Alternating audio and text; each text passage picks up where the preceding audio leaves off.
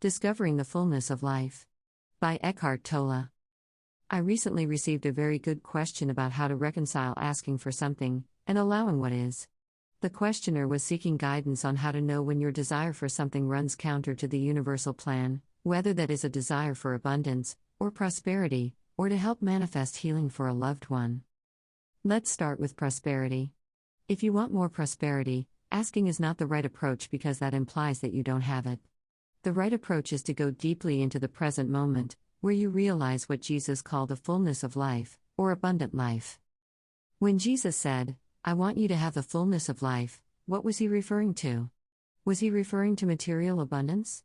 Was he saying, "I want you to buy more things, I want you to build bigger shopping malls, so that you really can have abundance"?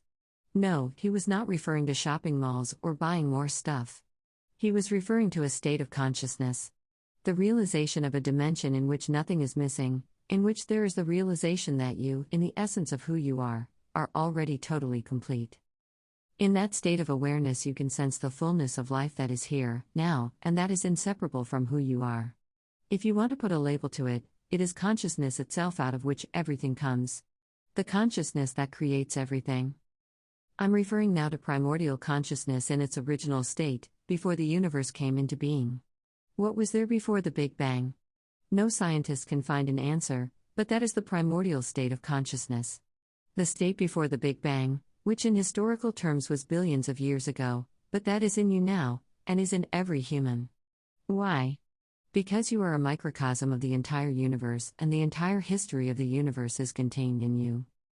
The timeless dimension of pure consciousness that gave rise, and continuously gives rise to, the world, is present in you as you. If you become very still, you become aware that you are consciousness. That's the fullness of life. Whatever you achieve in this world, or whatever you get, is secondary.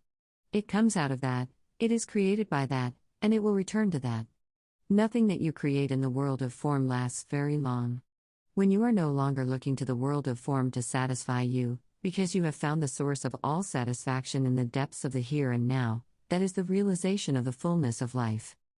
Let's say you live in a very unpleasant place, and you'd like to have a more pleasant place to live. When you realize the fullness of life, you can then take a mental image of the place you'd rather be, and you can merge it, so to speak, with the realization of the fullness of life. That means you feel that you already have it. Whatever you want to have, you no longer want to have, you feel it is already there, because it is contained in the primordial consciousness. And that's what Jesus meant when he said that when you pray for something, believe that you have received it. He didn't say believe that you will have it, he said believe that you have received it. Now, when you do get what you wanted, you don't shout, "Yeah, I've got it. Now I need to hold on to it." That immediately brings in fear, and you're lost again. Instead, you simply say, "Oh, how nice."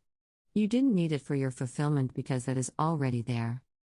With respect to healing, again, you're not asking. That is not the deepest form or expression of sending healing to somebody. You have to go to that place that I just described, the realization of fullness, of completeness, of wholeness.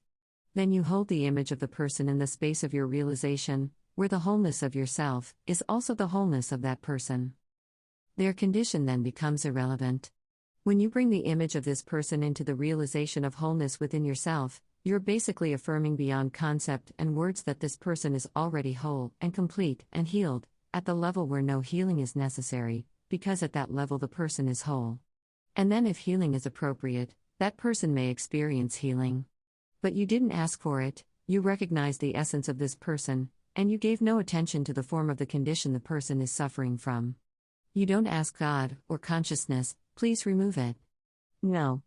You go to a deeper place, where the wholeness has never been affected by whatever the condition is. That's true healing.